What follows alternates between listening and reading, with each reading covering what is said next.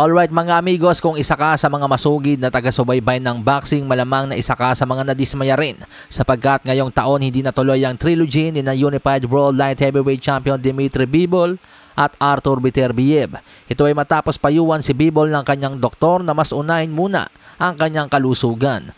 Noong Agosto, sumailalim si Bivol sa back surgery para sa isang herniated disc sa lower back. Ayon sa kanya, ito ay isang lumang injury na lumalala tuwing training camp. Sa katunayan, dahil sa mga pangyayari yan, napilitan si Bivol na bakantihin ang kanyang titulo, ang WBC belt, na ngayon ay pagmamay-ari na nga po ni David Benavides. Inakusahan din si Bivol ng kanyang mahigpit na karibal na si former undisputed light heavyweight champion Artur Beterbiev na pinapatanda siya umano ni Bivol bago labanan. Pero lahat ng akusasyon, pati na rin ang titulong nawala, ay plano ng bawiin ni Bivol. Sapagkat sa kanyang social media, nag-post ito ng kanyang video na balik training na siya.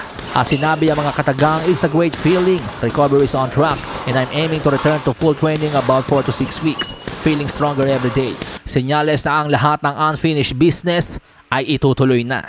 Ayon sa report, nasa kalagitnaan ngayon si Bivol ng isang 6-week strength rebuild program para patibayin ang kanyang lumbar area at maiwasan ng future flare-ups. Ginagawa ang therapy sa St. Petersburg at Dubai, 2 oras kada araw.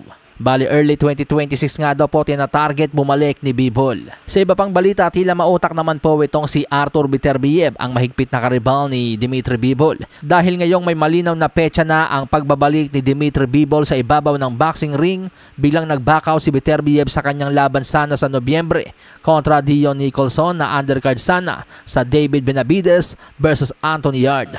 Posibleng ang hakbang na ito ni Beterbiev ay upang mas mauna siya sa pila laban kay Bivol.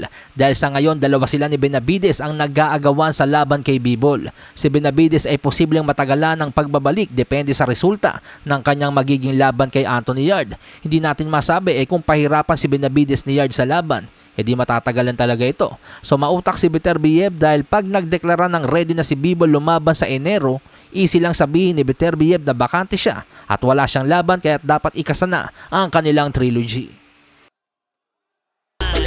Ang baraha, patunayan mo sa'kin ha. Sino man ang mabunot na kalaban, di ka tatakbo ha. Sa bayan ko sa bayan.